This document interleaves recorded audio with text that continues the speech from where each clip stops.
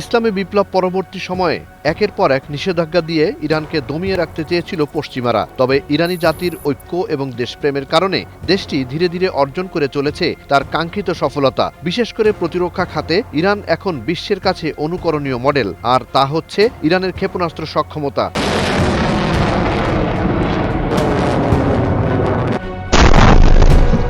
গেল এক মাস ধরে পশ্চিমাপন্থী বিভিন্ন মিডিয়া এমন খবর দিয়ে যাচ্ছে যেখানে উল্লেখ করা হয় ইসরায়েল যুক্তরাষ্ট্রের সাথে 12 দিনের যুদ্ধ পরবর্তী সময়ে ব্যাপক হারে ক্ষেপণাস্ত্র মজুত করেছে ইরান। সম্প্রতি ছড়িয়ে পড়া এক স্যাটেলাইট ছবিতে দেখা যায় ইরানের সেমনান প্রদেশের শাহরুদে অবস্থিত ব্যালিস্টিক ক্ষেপণাস্ত্রের বুস্টার উৎপাদন প্রক্রিয়া। আকাশের বহু উঁচু থেকে তোলা এক ছবিতেই দেখা যায় আনুমানিক 350 থেকে 450টি ব্যালিস্টিক ক্ষেপণাস্ত্র।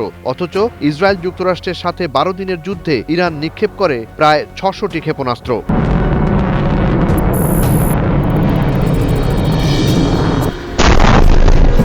এমন ছবি ঘুম হারাম করে দিয়েছে ইসরায়েল যুক্তরাষ্ট্রের। এর উপর আরেক ধাপ পালে হাওয়া লাগালেন ইরানের পররাষ্ট্রমন্ত্রী আব্বাস আরাকচি।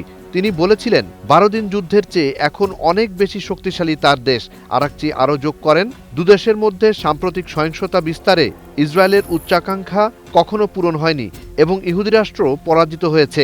নভেম্বরে ইরানি প্রতিরক্ষামন্ত্রী ব্রিগেডিয়ার জেনারেল আজিজ নাসিরজাদেহ দাবি করেন তার দেশের প্রতিরক্ষা শিল্প গেল কয়েক মাস বেশ এগিয়েছে। দেশের ক্ষেপণাস্ত্র ভাণ্ডারের মান এবং পরিমাণ উন্নত হয়েছে।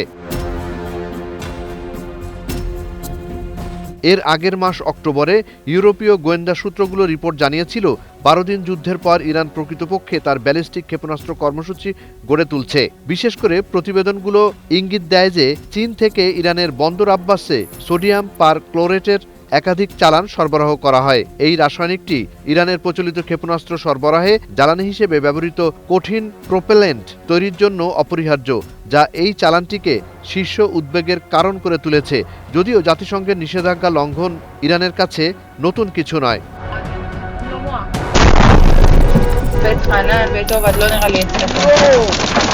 12 দিনের যুদ্ধে ইরানি কর্মকর্তারা তাদের অস্ত্র মজুদ সম্পর্কে গুরুত্বপূর্ণ অর্জন জানান। ফাউন্ডেশন ফর ডিফেন্স অব ডেমোক্রেসিজের একজন সিনিয়র ফেলো বেহনাম বেন তালেবলু ইরান সংঘাত থেকে শিক্ষা গ্রহণ করছে তা ইসলামী প্রজাতন্ত্র লক্ষ্যবস্তু অবস্থান এবং ফায়ারিং সিকোয়েন্স কিভাবে কম গুলি চালানো যায় এবং বেশি লাভ করা যায় তাও শিখেছে, যা 12 দিন যুদ্ধের সময় ইরানের আরও পূর্বে অবস্থিত কিছু ঘাঁটিতে গুলি চালানোর সময় শাসক গোষ্ঠী ব্যবহার করেছিল।